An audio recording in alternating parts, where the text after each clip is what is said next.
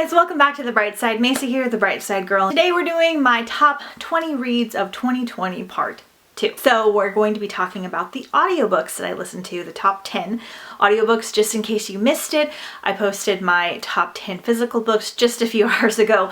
I'll link it up here in the cards. You can check out that video first if you want, but you don't have to go in a particular order. So these are the top 10 books of the audiobooks I listened to. I did listen to probably 60 or 70 audiobooks, so these are really the like creme de la creme. I didn't have an overall like amazing reading year, but these are some of my like very favorites. So I'm not going to do them in a particular order, but I am going to try to keep some of the ones that I really loved towards the end of the video. So just stay tuned. Coming in at number 10 is The Beholder by Anna Bright. This one really surprised me. This one was pitched to me as the selection meets The Bachelor, and I'm a huge Bachelor nerd. Of like books where they have to be courted and dated by multiple people, like all that kind of stuff. And I love the royalty aspect. So this is about our lead character, I think it's Selah, and she basically has to go on like a European tour to meet like 4 different princes to see which one she wants to marry. And so you're traveling by boat to 4 different kingdoms, and this is kind of not what she expected to happen with her life. And so you're learning about her, and then each kingdom you go and meet them, and then there's also like this dark magic that's kind of looming overhead, and it was very great. I'm not doing a great job at describing it. The second book, this is a duology, so it's very well like rounded. I wound up liking this one way more than I expected. I got very attached to the characters. I thought it was just so fun. By the way, I'll link all the narrators for these audiobooks right here because I cannot remember them all, but I just thought it was really fun. The narrator did a fantastic job. I loved the ending to the duology. It's one of my like all-time favorites now, and I think I gave this particular book a solid 4.5 stars. Number 9 is The 12 Dates of Christmas. I can't remember the author's name, but it'll be up here as well as the narrator. I haven't even talked about this in my wrap-ups yet, but this was a Christmassy read that I threw in like the week of Christmas, last minute. I just liked the cover and I wanted something festive to listen to. I had been reading other Christmas romances and I was just like, maybe I'm kind of over these because they were all kind of like a solid 3-star. And I started this one and I completely fell in love. It was my favorite holiday read. I think it's my favorite holiday romance now. So I can't remember our lead character's name, forgive me, but basically this is set in London and our lead character signs up for a dating program that is the 12 Dates of Christmas, and this program basically takes care of everything for you. It like vets out the guys and the ages and all that kind of stuff and sets up 12 dates with 12 different people, blind dates, and she goes to each one and each one has a theme, like making gingerbread houses or decorating Christmas trees or going ice skating or like all kinds of different things. And so she has to meet all of the guys and go on 12 different dates over the holidays, and everything's paid for so they don't have to worry about any of that stuff. So that alone was so fun. I love those like multiple date scenarios. So if you know any more books like that, let me know because it was so incredible. I really hope this becomes a movie because it would be so excellent. But then also our main character has like her group of friends, and I think her sister, and then her best friend who I think his name's Matt, and he owns a cafe called the Pear Tree Cafe, and she is a baker, and so she bakes for him. And then there's the cafe that he works at, and so she talks to him, and he's kind of making fun of her the whole time doing this thing. He's calling it like the 12 Shags of Christmas and all this kind of stuff. I got so ridiculously attached to the characters. I was so in love with this book. I did not want it to end. I was literally sad when it ended because I was just like, I just want to keep listening. I want to start over. The narrator was Elizabeth Nolden, who is one of my all-time favorites. She was incredible. I just loved everything about this. Honestly, it should probably be higher up on the list, but because it's kind of like a silly romance, I didn't want to do that. But I don't even love contemporary that much, but it was so festive, so romantic, heartwarming. The characters were amazing. It was just so much fun, and this was a solid 5 stars for me. Coming in at number 8, Queen of Nothing by Holly Black. I know some of you are going to wish this was higher up on the list, and I really did love this conclusion to the Cruel Prince series. So this is book 3, just in case you didn't know. Can't say a ton about it, but I read the other 2 last year, so they're not on this list. I just thought this was a fantastic conclusion, but it was a little bit on the short side, and there were just a couple little things I would have liked added in. So in case you don't know, the series is a fave series about our lead character Jude basically something happens to her when she's younger and she gets swept up into the world of the fae, and she has to live as a human in the fae world, and that is just really hard and doesn't go the best or quite like she would have hoped. And there is a prince named Carden, and just a bunch of different things happen. Fae romance, but there's a lot of politics and things in here as well that make it super interesting. I'm doing a terrible job of describing it, but you should definitely read this trilogy, especially book 2 and 3, because they were excellent, and it was also 5 stars. So coming in at number 7 was Ash Princess by Laura Sebastian. I read this as part of a book club this year, and this again has that royalty princess vibe to it. So our lead character's mother is the queen, and she gets killed, and then she gets taken captive by the killers that will now run the kingdom, and she's kind of held like prisoner, but also still kind of treated like royalty, as like a torture technique. And then something happens where she thinks she's going to be able to break free and take back the throne. That is a very loose description. I thought this was excellent. The romance was fantastic. I haven't read the second or the third one. I've heard they're even more amazing, but I thought as far as like royalty fantasy reads go, this was like top notch. It was so good.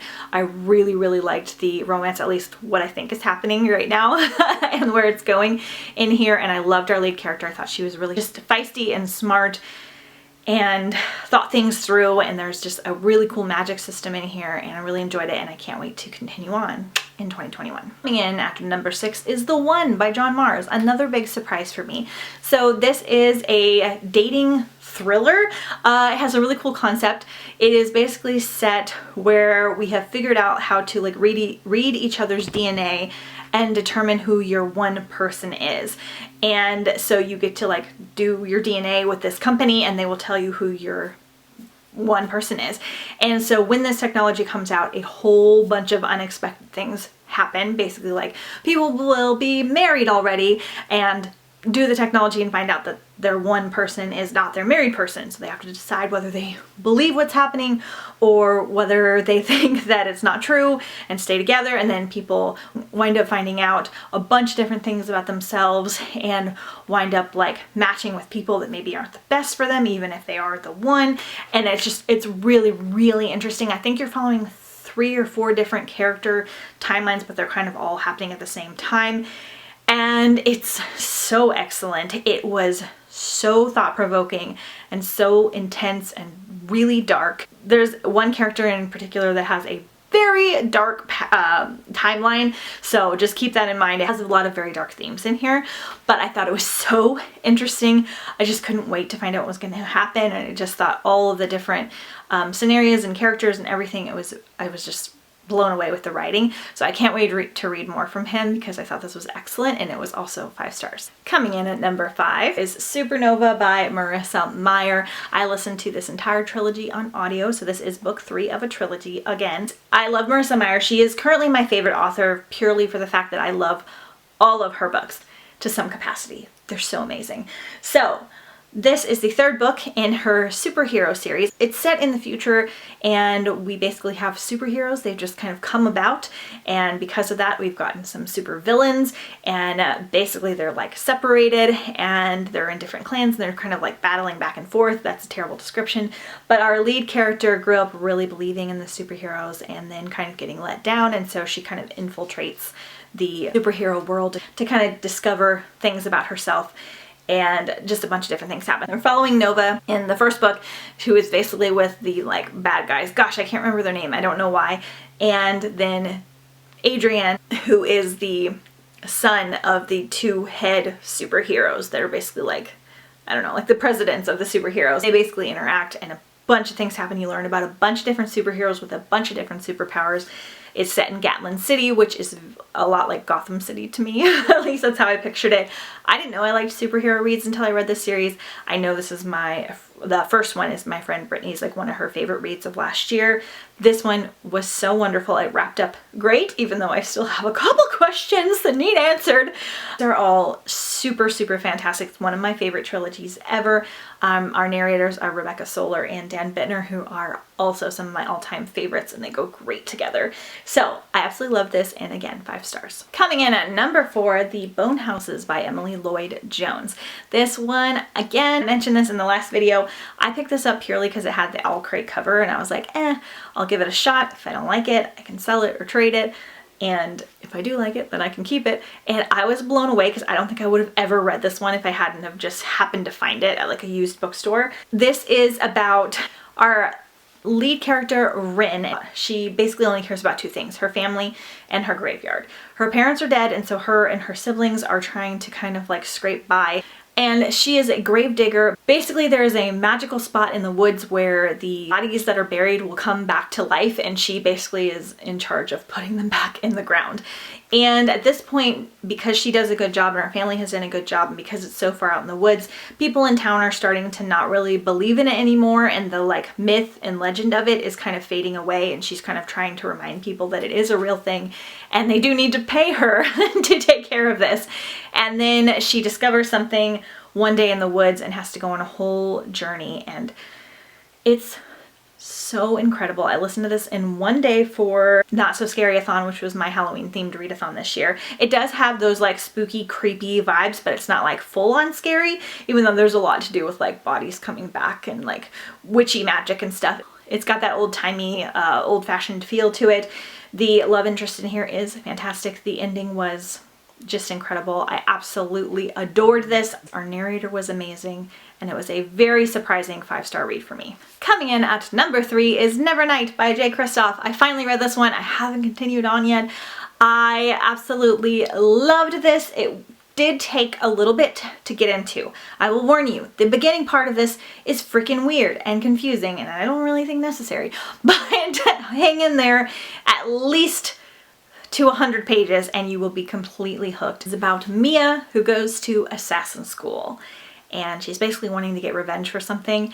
And I don't want to give away too much, but you're going to assassin school and there's a lot of magic and lore and things in here. It has a very adult, dark, twisted Harry Potter vibe about it in the best way possible, except that they're learning how to like be murderers and stuff. The school is incredibly brutal. This is a full adult novel, so there is like violence and sexual content and all that kind of stuff. It still had a YA feel to it, but it just had the adult themes. Our lead character is still a teenager, but there's like definitely adult themes in here.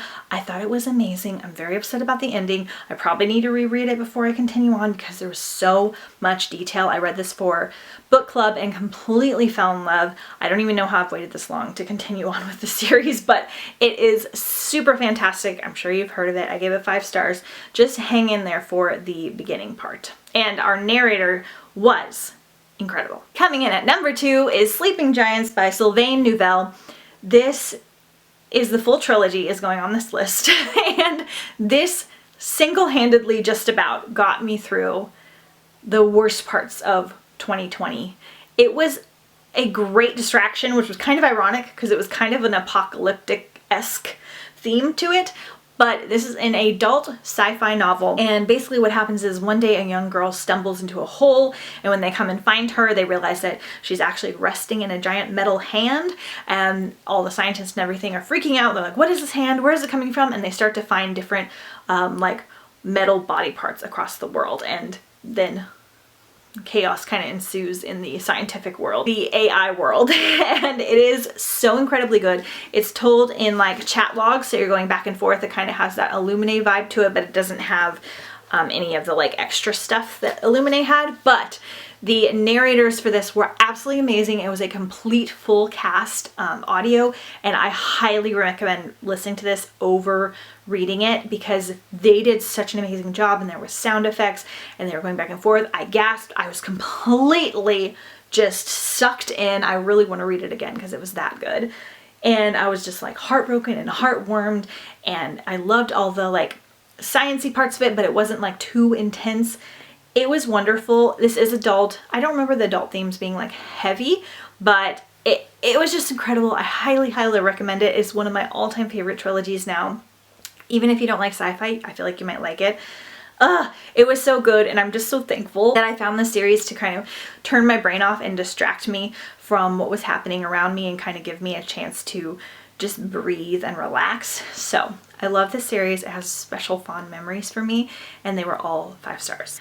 And lastly, number 1 is The Toll by Neil Shusterman. Again, a 3rd book in a series. I'm going to try not to do that next year.